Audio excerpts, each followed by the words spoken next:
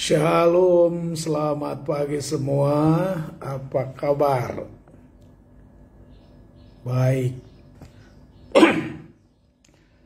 Pada kesempatan ini, pesan dari firman Tuhan, Kisah Rasul pasalnya yang keempat, ayat 18 sampai ayat 22.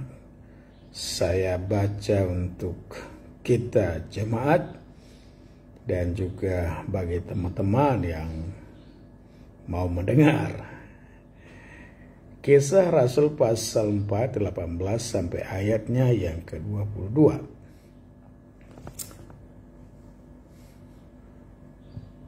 Dan setelah keduanya disuruh masuk, mereka diperintahkan supaya sama sekali jangan berbicara atau mengajar lagi dalam nama Yesus. Tetapi Petrus dan Yohanes menjawab mereka, "Silakan kamu putuskan sendiri manakah yang lebih benar di hadapan Allah. Taat kepada kamu atau taat kepada Allah. Sebab tidak mungkin bagi kami untuk tidak berkata-kata tentang apa yang telah kami lihat dan yang telah kami dengar." Mereka semakin mengancam rasul-rasul itu, tetapi akhirnya melepaskan mereka juga. Sebab sidang tidak melihat jalan untuk menghukum mereka karena takut akan orang banyak yang memuliakan nama Allah, berhubung dengan apa yang telah terjadi. Sebab orang yang disembuhkan oleh mujizat itu sudah lebih dari 40 tahun umurnya. Haleluya. Selamat pagi Amang mertua. Apa kabar di sana? Dahsyat ya. Iya, perenungan kita pada hari ini adalah berjudul keputusan radikal. Apa artinya radikal? Radikal menurut Kamus Bahasa Indonesia adalah secara mendasar sampai kepada hal yang prinsip. Radikal, mendasar, prinsip, mengakar. Keputusan apa yang kita lihat di sini dalam pembacaan ini? Keputusannya adalah adanya permintaan dari para penggugat atau yang mengadili, menginterogasi Petrus dan Yohanes, supaya keduanya itu jangan berbicara dalam nama Yesus. Oh, jangan berbicara dalam nama Yesus. Itu nomor satu. Nomor dua adalah supaya mereka ketakutan, mereka diancam. Diancam mereka, kalau kamu terus bicara mengenai itu, awas kamu ya. Ya kamu bisa saja mati. Bagaimana kalau ada ancaman seperti itu datang kepada seseorang? Masih adakah di antara manusia sekarang yang rela mengambil keputusan yang radikal, yang mendasar, yang prinsip? Pokoknya untuk prinsip yang benar ini, saya tidak akan ragu-ragu akan tetap melaksanakan apa yang benar. Ya. Dan luar biasa, ketika kedua rasul itu dilarang untuk mengucap, tidak berbicara lagi atas nama Yesus Kristus dan tidak mengajar lagi dalam nama Yesus Kristus, mereka menjawab dengan tegas dan berkata, silakan kamu putuskan sendiri mana yang benar. Mana yang benar di hadapan Allah? Taat kepada kamu atau taat kepada Allah yang mempunyai kehidupan dan yang sudah mengadakan mujizat itu, di mana orang lumpuh itu sembuh dalam nama Yesus.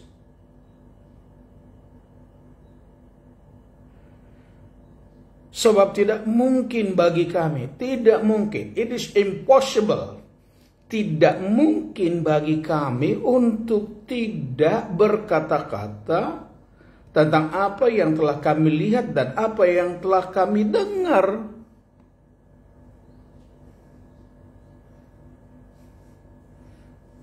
Dan mereka semakin keras mengancam rasul-rasul itu, tetapi akhirnya melepaskan mereka karena takut akan orang-orang yang memuliakan nama Allah, berhubung dengan apa yang telah terjadi. Sebab orang yang disembuhkan oleh mujizat itu sudah lebih dari 40 tahun umurnya.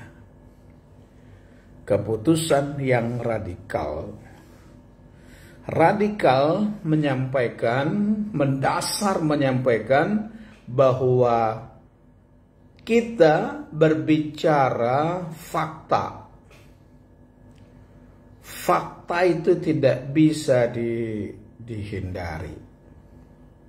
Kenyataan, realita tidak bisa dipungkiri. Realitanya apa? Faktanya apa? Orang yang lumpuh lebih dari 40 tahun itu sekarang duduk atau berdiri memuji-muji Tuhan juga bersama dengan para rasul itu. Itu fakta yang tidak bisa disangkal. Mengapa dia sembuh? Ini fakta bahwa dia sembuh karena Tuhan Yesus yang menyembuhkan. Tuhan Yesus yang menyembuhkan. Tuhan Yesus dari Nazaret. Selamat pagi Pak Royke, sampaikan bagaimana di Kalimantan, bro? Lanjut. Orang itu disembuhkan dalam nama Yesus.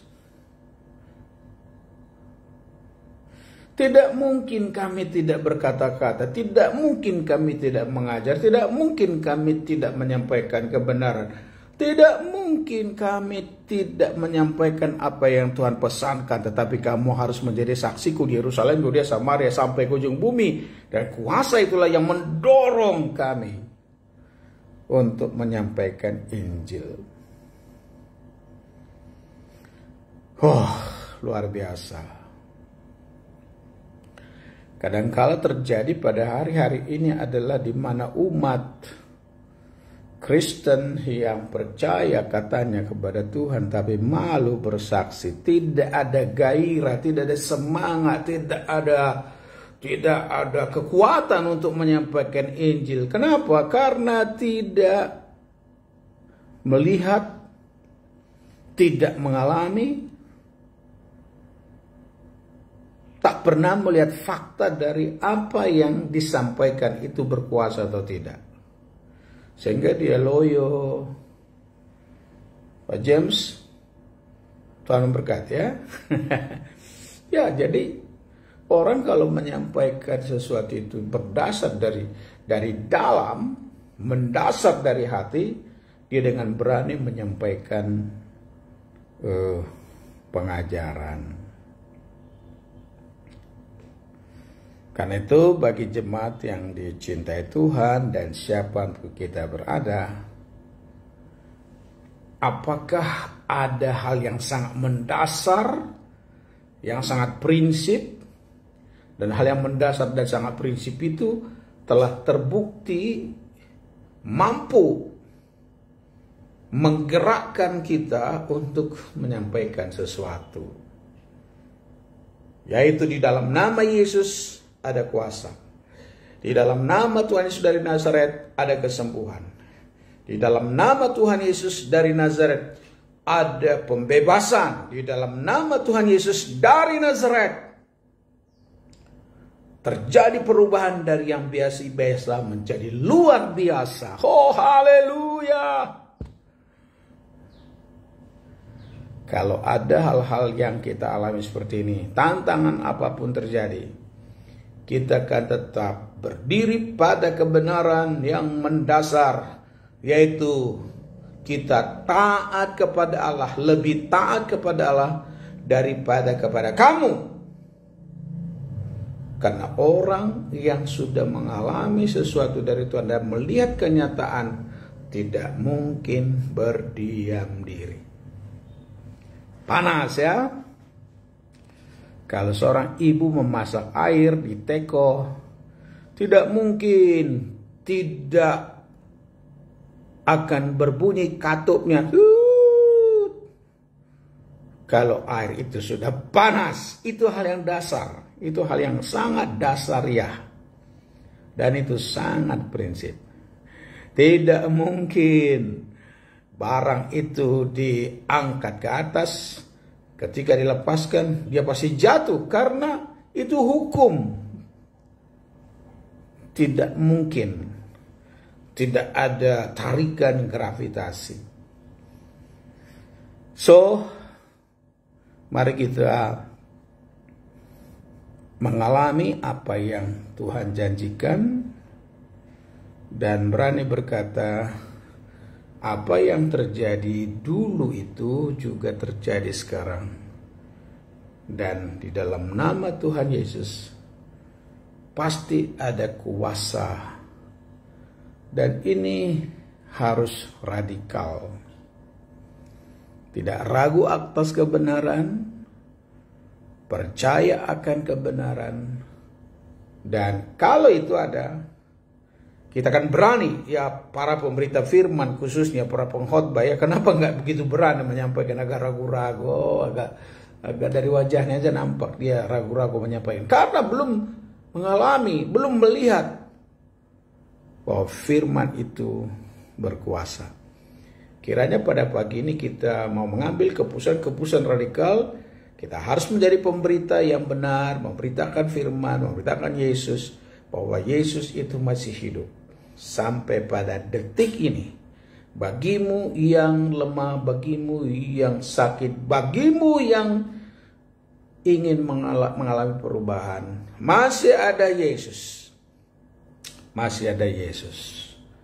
Kasih karunia Tuhan Yesus Kristus yang hidup dan berkuasa itulah terjadi pada kami, dan hal yang radikal, mendasar, prinsip terjadi, dan itu yang membuat kami berani bersaksi.